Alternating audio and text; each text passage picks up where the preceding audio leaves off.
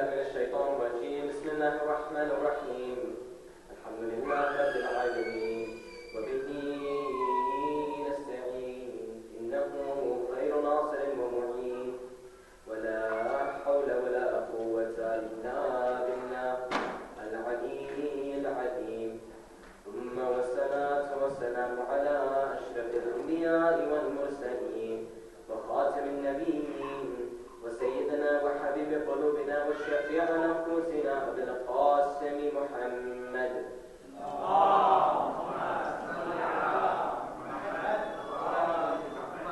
وعلى أهل بيته الطيبين الطاهرين المعصومين المنتجبين ولعنة الله على أعدائهم أجمعين. الحمد لله الذي هدانا لهذا وما كنا لنهتدي لولا أن هدانا الله. أما بعد، قال الله في القرآن الكريم: بسم الله الرحمن الرحيم. سبحان الذي أسرى بعبده ليلا من المسجد الحرام إلى المسجد الأقصى الذي باركنا حوله لنريه من آياتنا إنه هو السميع البصير. آمنا بالله. صدق الله العلي العظيم.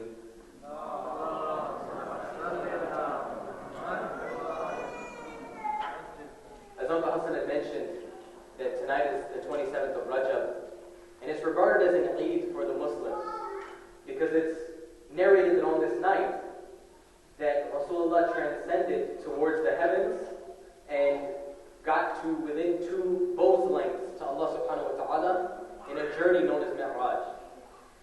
You know, it's regarded as one of the holiest nights in our calendar, and it's an event that sometimes we look over or we ignore. It's an event that we recount from a historical perspective, but sometimes fail to really analyze and interpret for what it could be worth. You know, we accept it, it's widely known that the journey of Mi'raj is not one that occurred one time. Most of the fuqaha and scholars across all madhabs accept that this journey was made multiple times by Rasulullah himself, as well as the Ahlul Bayt. So, this Mi'raj that we speak of comes from Surah number 17, Al-Isra, in the Holy Quran, that refers to a very specific Mi'raj.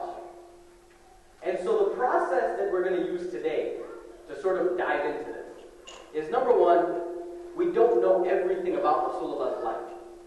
We haven't heard every single moment of his life. So when the Quran refers to a specific event, when the Quran takes the time to talk about a specific event, there must be some value in it for us, and we need to pay attention to this. Secondly, if Rasulullah engaged on this journey a multitude of times, and this time is highlighted, there must be something special about this time that we need to focus on. Before I dive into kind of our discussion, I want to just review the amal that was mentioned by Uncle Hassan that's recommended to do for not only tonight, but tomorrow during the day, so that we can, inshallah, partake and practice some of these rituals. The first thing is to know that Imam Ja'far al-Sadiq has said that anyone who does an act of worship at night is worth 60 years of worship, as well as who fasts tomorrow, it's worth 60 days of fasting. That doesn't mean you can't make up 60 days of missed fast. It still counts as one, but the sawab is times 60. I don't want to day of judgment someone to say that I let you off a bit, so I want to be clear about that. But he recommends, Imam Ja'far al-Sadiq recommends that after the Isha prayer you go to sleep and wake up before Fajr, and he says before Nisful Layl he recommends to recite 12 rak'at of Salah. And it's just like, you know, Salat al-Fajr, recite Surah al-Fatiha, the name of the surah that you want, alongside it. And that is highly recommended. Also, Ziyarat al-Rasulullah is highly recommended. Ziyarat Aminullah is highly recommended tonight. And then there's a special dua that comes from the book Balad al-Amin, and I imagine it's in other books as well, but I've seen it in this book, which inshallah I think is a dua that we'll recite tonight. Okay, good, inshallah. Then you have, during the daytime, there's other amal as well. Duas.org is a great place to go. You can find all the amal that are recommended. We see that also for the day, what's recommended is ghusl, you know, fasting. And in this book, Sheikh Tusi in Misbah al-Mujtahid, he mentions that Imam Muhammad al-Jawad actually also recommended a 12 rak'at salat during the daytime as well, before Dhuhr prayer. So, inshallah, if you have time, It is a weekend. It's good to get some of these a'mal out of the way. It doesn't take too long, so inshallah we can all gain ajr through this. Sallu ala Muhammad wa ala Muhammad.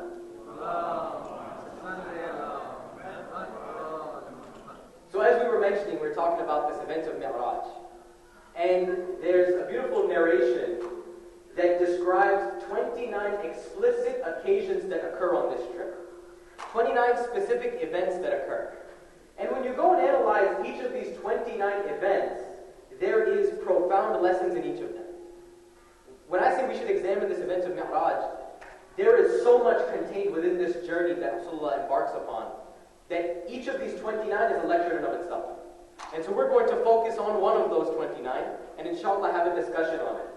So, what happens a lot of times when we talk about Mi'raj, especially with the different schools of thought that exist in Islam, the first discussion that starts is whether it was a physical journey, or whether it was a metaphorical journey, or did it occur in a dream. And there are primarily three thought patterns that exist on this. I want us to deviate from that discussion today. And we'll talk about the facts of that discussion and why the Shia school of thought suggests it's a physical journey and most fuqaha suggest a physical journey. But it's not about whether it's physical or metaphorical or in a dream state, right? Because that discussion takes a lot of time and the value that's ascertained from that is minimal. Rather, we're going to explore some of these occasions that occurred and some of the lessons contained within it. And I encourage all of us to do the same in our discussions with our brothers in faith. Instead of debating whether it was physical or not, let's talk about the occasions and what we've learned from either side. And then inshallah, once we've learned from each other, then we can go on to start talking about physical or not. But we see that the Shia school of thought clearly mentioned, the fuqaha mentioned, that it was a physical journey. Why do we say it was a physical journey? There's a few reasons. Number one is in the ayat, there is some Arabic grammar that supports it being a physical journey. So in the ayat, Allah subhanahu wa ta'ala starts with the word subhanallah, right? And so all praise be to Allah subhanahu wa ta'ala, right? This glory be to Allah who is exalted and without fault. And the next word, the verb that comes after that is asra. And asra in this form is what we call a dependency verb, per se. So in Arabic grammar, you have certain verbs that require other, adjectives to be dependent on them. And this has that form. So the word subhanallah has this dependency on his ability to raise Rasulullah. Now this suggests that this raising is something miraculous, something abnormal, something that deviates from the norm because it's magnifying God's power. And therefore to suggest that this is a physical journey. The other side is that the only notion we have that it wasn't physical is there's a saying from Aisha who says that night she saw Rasulullah sleeping. And therefore it couldn't have been a physical journey because Rasulullah was physically sleeping in the bed. How could he physically be in the heavens if he's physically sleeping in the bed? So then there are two discussions about this. Number one is the timeline in which her saying is mentioned doesn't always coincide with the Shia school of thought timeline of events. Her marriage in the Shia timeline occurs after the event of Hijrah in the Shia timeline. So how can she say that she saw him sleeping if she wasn't married to him? Right? And this is the suggestion we make. The reason why this doesn't hold up all the time when we're talking to our brothers in faith is because they have a different timeline. And therefore, the saying of hers meets that timeline and holds validity from that perspective. So we have to look to another methodology, another way of potentially discussing this. And the simple argument or the simple component is that Allah subhanahu wa ta'ala has power over everything. Right? Is he not capable of making someone physically be in a bed and physically be in heaven at the same time? Is his power limited in any way? The answer is no. So, is it possible? Sure. Right? Is it possible that it was physical? Sure. Is it possible that it was in a dream state? Maybe. But we don't gain any value off of this discussion, so we'll move on from that point. But those are the core facts that exist around this issue. So, I want to just review the events of Mi'raj.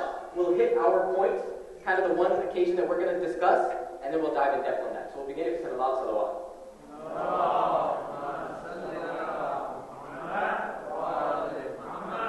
So this journey that Rasulullah engages on in this Mi'raj journey, and by the way, the word Mi'raj means ladder. It's an ascending of a ladder. And this is why it has this title, because Rasulullah ascended into the 7 levels of heaven. We find that he begins this journey when he finally reaches the heavens. He begins first at the various masjids doing some, mustahab salat with Angel Jibreel as his guide, and then he ascends towards the heavens. And the first thing he sees when he ascends towards the heavens is he sees people that are having these plates in front of him. And they're eating, rotten meat, but there's also good meat on the plate. But they're eating this putrid, rancid meat from their plate. And Rasulullah asks Jibreel, he says, why are they eating the bad meat? Right? There's good meat, why are they eating the bad meat? Angel Jibreel says that Allah wants to display to you that this is the fate of those who ate haram during their lifetime in your ummah. So those who chose to eat haram, this is what occurs. Is now they have to see what they actually ate during their lifetime and continue to eat it. And there's a lot of these graphic things that occur. So for example, we find that Rasulullah engages with different anbiya during this journey, the different levels of heaven. We see that he strives from level 1 to level 2 to level 3 all the way to level 7 and encounters some unique things. We find that in the 7th level, there is this river that he sees. And there's this river that is so bright, it is narrated that when Rasulullah looked at it, you couldn't stare at it for a long time, as bright as the sun. It would blind you if you looked at it for a very long time. But just adjacent to that, there is a dark, cold, stormy river. In the 7th level of heaven, you have this very bright river with nur coming from it, and this other very dark, storm, very, cold, icy type river that exists next to it. And Rasulullah goes on to comment about the stark contrast that exists between these two rivers. And sometimes we think about heaven as just gardens and fruit and forests and just beautiful, beautiful things. But there's a lesson in this stark contrast that exists in the 7th level, and we'll come back to this example. But that does exist in the 7th level according to this narration. So we see that we now are going to pick up here in the story. Rasulullah has now transcended all the 7 levels, and now he's ready to step forward. And he's ready to go forward into a place that's called Sidratul Muntaha. And this is, Sidr being the tree. And it's a tree that oversees the 7th level of heaven. And so as he gets ready to approach this, Angel Jibreel stops. And he says, I can't continue with you, Ya Rasulullah. He says, why not? He says, this point, me nor any angels have ever crossed this point, nor will we ever be able to cross this point. You have to embark on the rest of your journey by yourself.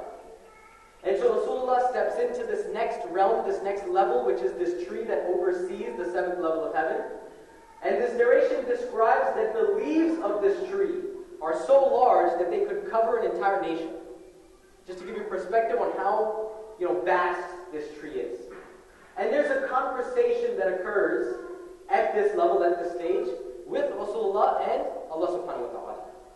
And it's a very interesting conversation. I encourage you all to read it. It is available on alislam.org, and I can share the link. We can put it on the site. It's a dialogue that really shows the compassion between Allah subhanahu wa ta'ala and Rasulullah. The emotion that exists, the level of compassion that exists in that conversation is phenomenal. And I encourage you all to read it. We'll highlight some of those key points as we go further. But what I want to discuss, or what I want to talk about, is why Angel Jibreel, who is sinless, who has never disobeyed Allah subhanahu wa ta'ala, who has done everything asked of him, cannot progress beyond a certain stage, yet a human being can. What's the difference between Rasulullah and Jibreel? What distinguishes Rasulullah from Jibreel that allows him to continue to progress? What is the deciding factor that allows one to move on and the other to be halted? And we want to talk about one component in specific that involves this. So let us first understand the difference between angels and humans. In the Holy Quran, we've seen that angels cannot disobey Allah subhanahu wa ta'ala. They have no concept of disobedience. They don't have a desire, nor do they have a choice to disobey Allah subhanahu wa ta'ala. They simply follow the instructions of Allah subhanahu wa ta'ala. And it's easy for us to say, well, this is why. Rasulullah is a human, he has free will, and the angels don't. Simple as that. Free will supersedes no free will, and therefore he can progress. But we're going to dive deeper than that. we're going to uncover some deeper levels into that free will and why that free will is so important and what aspects specifically of that free will that maybe we've forgotten in our lives. Maybe we've ignored in our daily lives. Maybe we've neglected in our daily lives. So we see that in the Holy Quran, angels don't do anything different than what Allah subhanahu wa ta'ala commands. And there are times when we want to do something different and we can't. For example, I want to be in two places at once. I want this, but I can't do that. Therefore, it's not possible for me to be in two places at once. Angels don't operate this way. It's not a desire to disobey, but they can't disobey. There is no desire to disobey. There is no notion of disobedience. It doesn't exist. How? So in order for us to understand how, we can only look at ourselves. Human beings have four components, and we've discussed this before, but we'll just do a quick recap. We have four faculties of the human being. We have ghadab, shahwa, waham, and aql. Right? And any of the students in the room or anyone who studied Socratean philosophy will understand the different relationship that these components have. But we'll do a quick brief overview. Ghadab is our repulsion. We often think of it as anger, but it's not anger in the sense of losing your temper. It's anger from the perspective of repulsion from things that are supposed to be bad. The problem is that sometimes we repulse ourselves from things that are supposed to be good as well. And too much repulsion is what leads us to terrorism, where we result in extremism. We result in extreme repulsion. Then we've got shahwa, which is desire. Very important to have as well. But again, too much desire can lead us to lead a life of sin and lack of control, lack of balance in our lives. Then we have waham. Waham is our imagination. Now this is tough for us to define. And I'm yet to find one scholar that I think has properly defined it. But we'll take a combination of a few definitions and try to fully encompass what waham really is. Waham is our ability to conceive and interpret the world around us when things don't make sense. So think about a child who's sitting in a chair and they want to be driving a race car. They're sitting in a chair, not in a race car, they're sitting in a normal chair, but they want to be in a race car. The imagination, the waham, bridges that gap between the reality that we want and the reality that exists. It helps us imagine a reality that may not exist in today, but is a possibility. And it's a very, very important trait, because it's this waham that leads to our development. It's this waham that's very strong in children that allows and enables children to develop so quickly. From one day to the next, children are learning, they're evolving, they're developing. Yet, when we hit 30 years old, we seem like we're the same until we're 70. Because this waham is no longer vivid. We've shunned it. We've pushed it away. We've stopped imagining a world outside of the one we live in. And this waham is very important. Too much of it leads to inaction. But none of it leads to stop of growth and lack of progress. And that's very, very bad. And the last component is aql. Aql is our rationale, our intellectual capacity. Allows us to make sense of the world around us. Allows us to logically understand the world around us. Now, human beings have all four of these components that need to function together. Angels don't. Angels have one of these components, which is aql, and that's it. They have no shahwa, they have no ghadab, they have no waham, they just have aql. And therefore, everything that Allah subhanahu wa ta'ala commands makes sense because they only have aql. There's no desire to deviate, nor is there any repulsion to deviate. It's simply following how they're programmed to follow. And so this is the component of an angel. This is the aql of an angel. Now, to give us a comparison, why is one better than the other? Why is four faculties working in balance more powerful than one faculty that operates impeccably? Right? What makes one better than the other? We go back to our seventh level of heaven. And one of our beautiful scholars, Sheikh Al-Tusi, mentions a parable between these two, where he says the contrast that's drawn between the bright river and the dark river makes you see the bright river even brighter and the dark river even darker. So let's explain that a little bit. When seeing the two together, the bright river looks even brighter and the dark river looks even darker because you're comparing and contrasting the two because of relativity.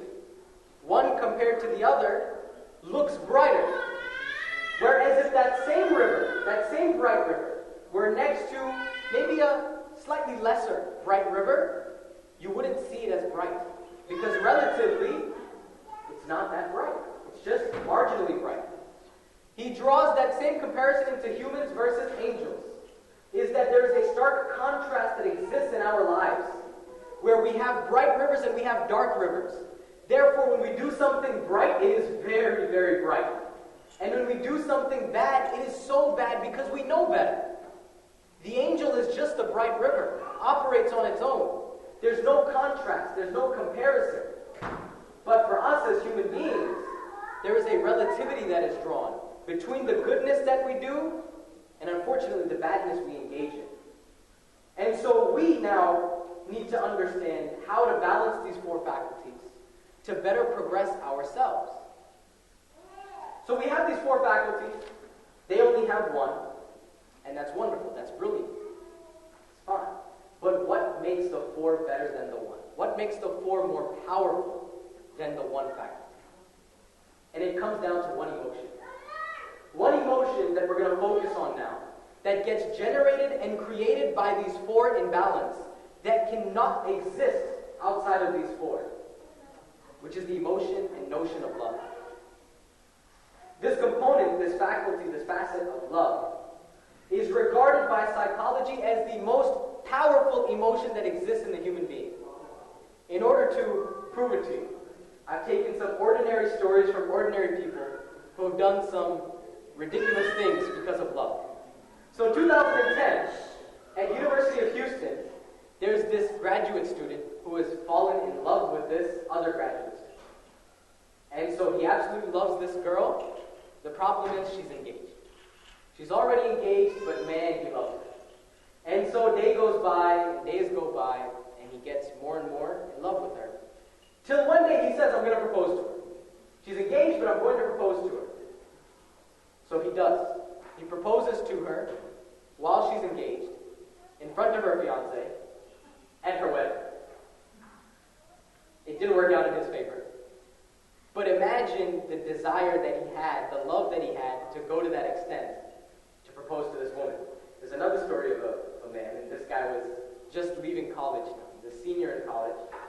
And he just wasn't very self-confident, and finally found the girl of his dreams. He had seen her for 4 years, never had the courage to talk to her, to speak to her. Finally he said, you know what, I'm going to talk to her.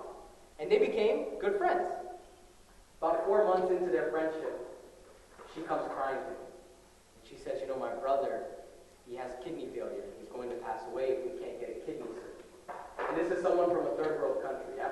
So they don't have a donor list that exists. It's either someone in your family has it, or you're out of luck. So this boy now says, okay, if I donate this kidney, this woman is going to love me, right? I mean, she's going to fall in love with me. She'll spend the rest of her life with me. All will be good. And so he goes to get tested to see whether he's a match. And he finds out this is not her brother, this is actually her fiancé, who she is deeply in love with and is getting ready to get married to after he recovers from this surgery. The man thinks anyways, you know what, she's going to fall in love with me, she'll give the kidney, she'll leave him, and she'll fall in love with me, right? So he donates the kidney. And about a week later, she gets married to this other guy, and this man is short a kidney. And they asked him afterwards, the doctor said, you know, you did all of this, and you got nothing out of it. Do you regret it at all? And he says, no, because I love her. I want her to be happy. I want her to be satisfied. And if it's not with me, it's not with me. And we see that love makes us do some amazing things sometimes because of that emotion. We've seen this in true practice with Amir al-Mu'mineen Ali ibn Abi Talib salawatullahi wa sallam.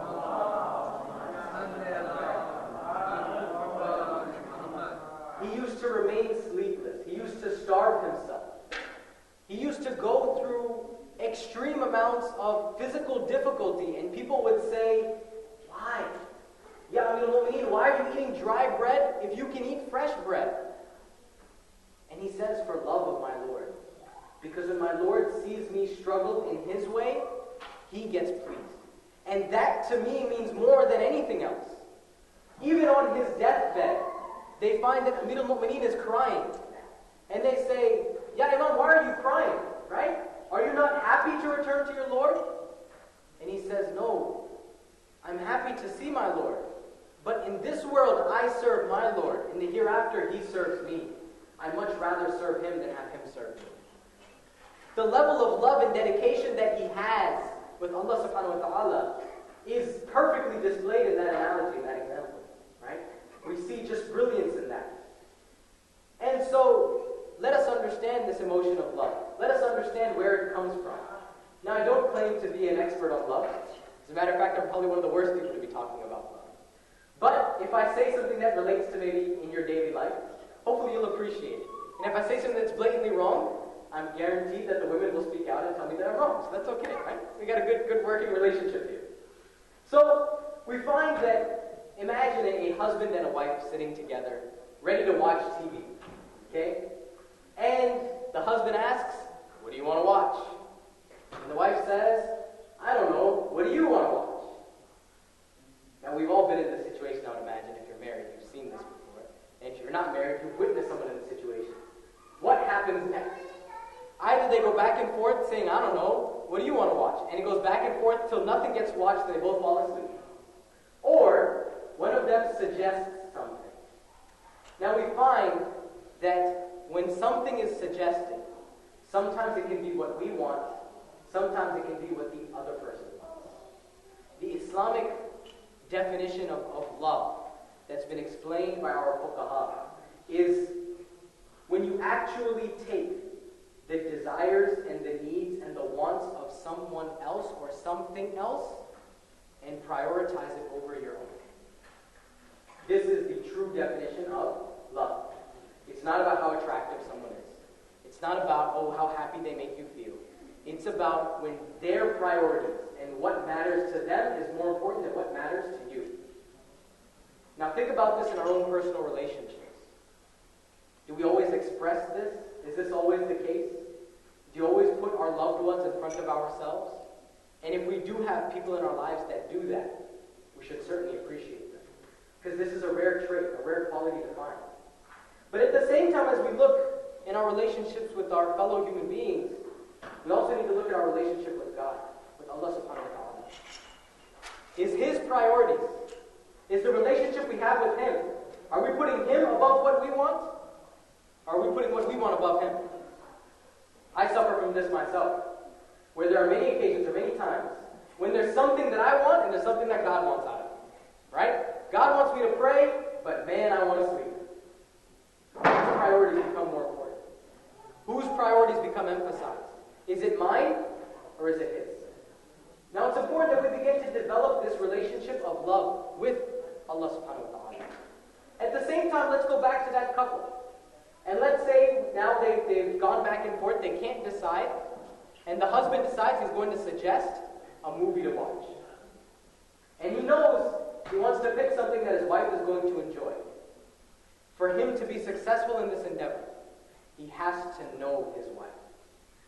And not just know the names of his wife. Okay, hopefully he knows the name of his wife. We should know the name of our God. Alright?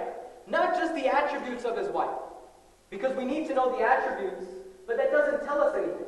We need to know the attributes of Allah subhanahu wa ta'ala, but that's a very base level relationship. You can tell when someone's patient, you can tell when someone's caring, you can tell when they're kind. Does that mean you have love? Is that an intimate relationship? So we need to get to the third level, the third stage, where we have an understanding and a love of the essence of the other party. We understand their being. We understand their existence. It's no longer about what they do, because we know who they are. When we think about this in relation to our relationship with God, when we find that hardship strikes, we don't challenge and question God and say, God, how could you? Why? Why this? Why that? Why is there so much injustice in the world? Because you understand that regardless of what you do to me, God, I know who you are. I understand who you are. And therefore you can put hardship and hardship and hardship on me. Because I know who you are and your essence is goodness, therefore this is good for me. Therefore, this is good for X, Y, and Z. Therefore, this is good for this country. Maybe in the short term we don't see it. But this gets to a level of trust and relationship with God, to where now we don't fear the hardship that strikes us. Rather, we embrace it. We encourage it. We look forward to it. Because we continue to improve and get better and stronger. This love is what separates us and distinguishes us from the angels. Now, who better than the individual with the title with the word love in it? Rasulullah didn't get the title Khalilullah, even though he was the Khalilullah. He didn't get the title Kalimullah, even though he would speak to God all the time. He'd be a partner of God, was a friend of God, was an associate of God. He gets the title Habibullah. The grandest of prophets gets the title of love. There's something in this for us. There's a reason why it's Rasulullah who's transcending that boundary and not another prophet with a different title. There's a reason why the angel cannot proceed. It's because of this title Habibullah. Because of this love. Because of this relationship with God. Now the emotion of love comes through that understanding of essence. It comes through time. Comes through experience. Comes through exposure. If we don't expose ourselves to God, if we don't spend time with God, how can we ever develop a relationship with Him? Now I don't mean you have to spend 24 hours a day in sajda. I don't mean that you have to do all the a'mal that are mentioned in the books and all the du'as that are mentioned in the books. We have to start small. But the relationship with God can be as simple as contemplation. The relationship with God can be as simple as just meditation. Can be as simple as taking a few moments to think about who He is, what He does, and what He's all about. Now, as we look at this event of Mi'raj, I asked or posed a question as to why this specific Mi'raj. Why is this one so important? Why is this the one that we're focusing on? Because there's an outcome that came out of this Mi'raj. There was something that resulted from this Mi'raj, one component, one facet. And as we know, Allah subhanahu wa ta'ala meticulously plans. Therefore, when there's an effect of a cause, there must be a correlation. We find that if love is one of the lessons to be learned in this event of Mi'raj, the consequence must also be a component of love. And what was one of the consequences of Mi'raj? Is salah. The obligation of 5 times daily prayer. It's important that we don't see this action as a burden, as most of the time we perceive it to be. This action is an action of love. It's an act of devotion. It's an act of saying that, yes, God, I want to disobey. And it's easy to disobey. But I'm going to give this time to you because I love you. Because I have a relationship with you. And because I want to have a relationship with you. God has prescribed specific times for us to interact and engage with Him. He's set aside times for us to meet with Him. And develop that relationship. And if we delay and we don't pray, or we ignore the prayer, or we take it lightly, it's like saying, you know what, God? You can wait for me. You're not as important as these other things I have to do. And this is an attitude and mentality that needs to change within myself first, but within all of us. There's a very graphic story, a very graphic depiction in this journey of Mi'raj, where Allah subhanahu wa ta'ala shows Rasulullah what occurs to people that skip Isha prayer. And I don't describe this to scare anyone. The intention is not to gross you out. I hope you still have your appetite for dinner after this. But it's to give you a real perspective on how God feels when we take this sort of action. Rasulullah is at the 3rd level of heaven and Jibreel takes him on a detour. And he goes on this detour and he starts to see and hear people crying, people groaning. And it's from afar and it sounds like excruciating extreme pain. And so he approaches and sees a group of people who have these stones being bashed into their heads. And that's not all. Instead, these stones are so strong and being bashed at such a force that Rasulullah describes organs coming from their ears that existed in their heads, leaking from their ears. And he says, what have these people done that has resulted in this sort of an action, an activity? And Jibreel said, these are people that skipped Isha prayer before going to sleep. It's very important and vital that we pray. not for the sake of fear of having our heads smashed, but for the sake of wanting a relationship with our Lord. For the sake of being able to eventually, inshallah, get to that stage and being able to cross the line that angels are unable to cross. You see, we look at everything that's been made haram for us and halal for us and think to ourselves, oh God, why art thou forsaken me? Right? Why have you put us in this situation? Why couldn't you give us an easier religion? Why couldn't you allow me to do whatever I want? It's not a downside, it's an opportunity. It's an opportunity for us to elevate ourselves and to truly shine as individuals and human beings. There is nothing, as one of the great scholars, Karbala, had mentioned to me, there is nothing that is more beautiful than just an ounce of a notion of a relationship with God. It will humble you, it will enlighten you, and it will change your life forever. For just 1 second, imagine if we develop a long-term relationship and we have that every single day. We hope, inshallah, that we continue to learn about Mi'raj and study the other 28 occasions that occur. And I encourage you all to do so.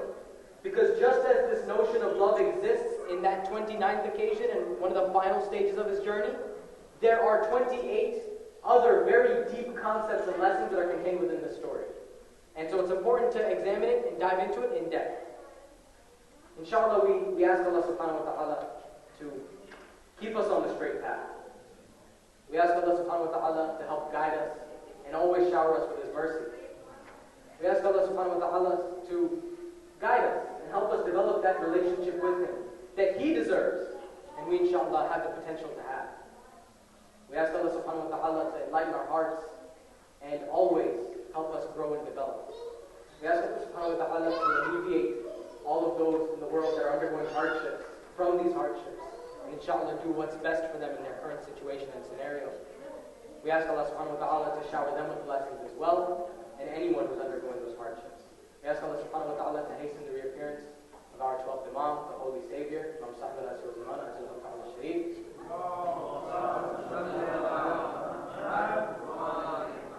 And we pray that Allah subhanahu wa ta'ala assists us in becoming one of His supporters upon His arrival. ولا حول ولا قوة إلا بالله العلي العظيم. صلوا على محمد وآل محمد.